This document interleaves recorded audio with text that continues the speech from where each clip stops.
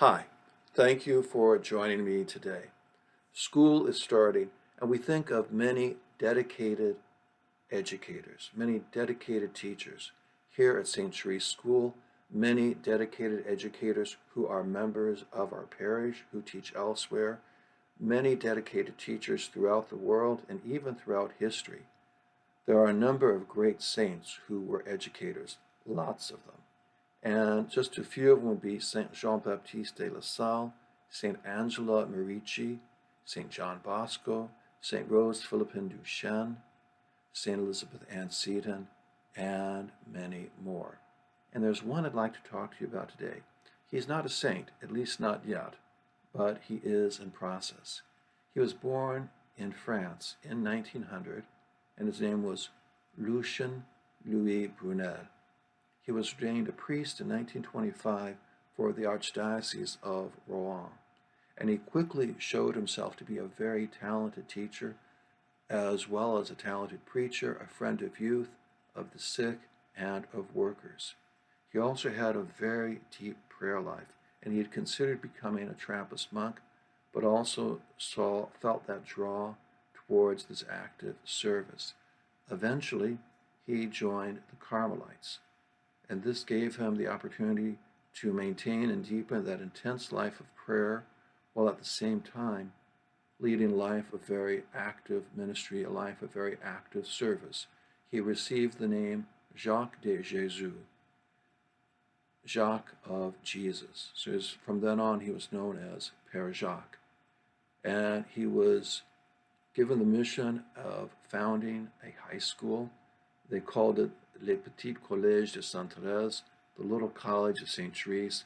It was a boys' boarding high school. And here he was able to fully exploit his gifts as a holistic and as a progressive educator. The Nazi invasion of France happened, and he chafed under those anti-Semitic laws. He hired on his faculty a professor who had lost his job at the university because he was Jewish. In 1943, he received a message from a local superior of the Sisters of Notre Dame de Sion, a community that for many, many years was here in our own diocese. They were trying to help Jews to escape, and she asked him if he would take in 3 Jewish boys into his school. He accepted them into the school and gave them false identities. His religious superior approved of this and said to him, ominously, we would say after the fact, okay, do what you must, come what may. A year later, the Gestapo showed up at the school. The 3 boys were arrested and sent to Auschwitz, where they were killed. And Pere Jacques faced his own Calvary now, in prisons and in different concentration camps. And in the midst of that darkness, he displayed his leadership and pastoral skills. He would get up early each morning and visit the sick, sharing with them what were starvation rations. And despite being in a concentration camp, he learned Polish so that he could minister to the Polish prisoners there. He even served the prisoners who were atheists and who were communists. He continued to serve, and in May 1945, the camp was liberated. But he only weighed 75 pounds at that point, and he died shortly thereafter.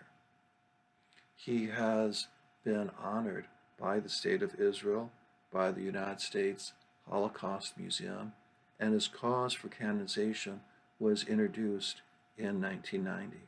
And there is another fine tribute to him. The French director, screenwriter, and producer Louis Malle was one of his students.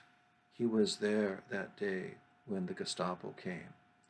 And in 1987, he released a movie about Pere Jacques called Au revoir les enfants, Goodbye to the Children. Because in the movie, at least, as he's being taken away, the students say to him, Au revoir mon père, au Au revoir, mon père. Goodbye, father. Goodbye, father.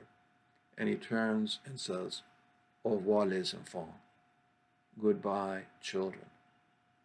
As I mentioned, his cause for canonization has been introduced. He represents not so much a triumph of the human spirit, but a triumph of the Holy Spirit through the human spirit.